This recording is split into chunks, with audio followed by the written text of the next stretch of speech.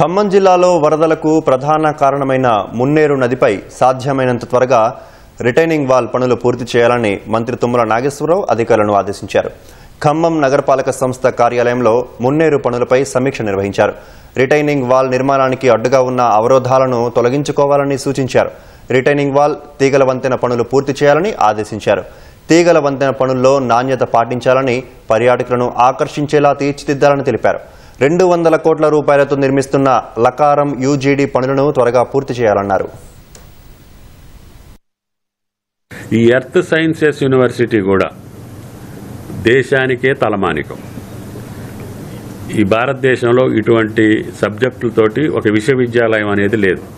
ఈ భూగర్భానికి సంబంధించి, భూశాస్త్రానికి సంబంధించి, ఖగోళ శాస్త్రానికి సంబంధించి మొత్తాన్ని ఆపోసనం పట్టగలిగేటటువంటి సబ్జెక్టులు ఈ యూనివర్సిటీలో పెట్టాలని, అందుట్లో geology, geophysics, geochemistry, geo environmental, అసలు భూగర్భంలో ఏమున్నాయి, సముద్ర గర్భంలో ఏమున్నాయి, ఇటువంటి అన్నీ కనిపెట్టగలిగే విద్యా విధానాన్ని మనం ఏర్పాటు చేసేటటువంటి ఏకైక విశ్వవిద్యాలయం.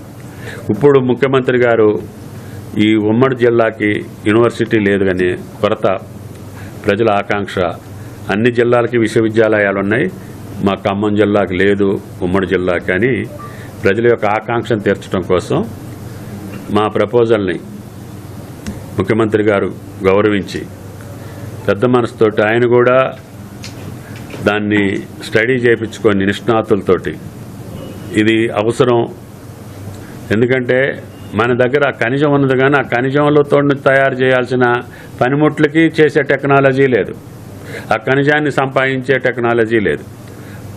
ఇప్పుడు సెల్ ఫోన్లకు సంబంధించి, వీడియోలకు సంబంధించి, డేటా సెంటర్లకు సంబంధించి, చిప్స్కి సంబంధించి మెటీరియల్ మన దగ్గరే ఉంది. కానీ అది చైనా వాళ్ళు సప్లై చేస్తేనే నీ సెల్ ఫోన్ నడుస్తుంది.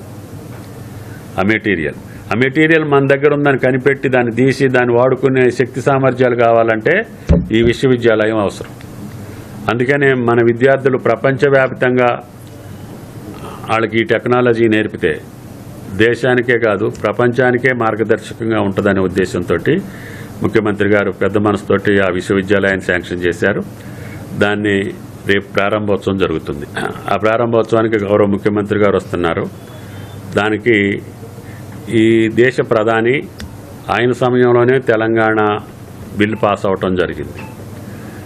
ఆ మహానుభావుడి పేరు మీద ఈ యూనివర్సిటీ ఉంటే సముచితంగా ఉంటుందని కేబినెట్ ఆలోచించి ముఖ్యమంత్రి గారి పర్మిషన్ తీసుకొని ముఖ్యమంత్రి గారే ప్రతిపాదించారు.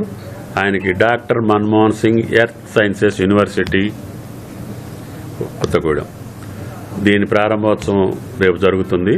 ఇది అడ్మిషన్స్ కూడా పూర్తి అవ్వచ్చినాయి. రేపు అడ్మినిస్ట్రేటివ్ బ్లాక్ ప్రారంభోత్సవం చేసి క్లాసులు కూడా ప్రారంభించేదానికి సిద్ధంగా ఉంది. కాబట్టి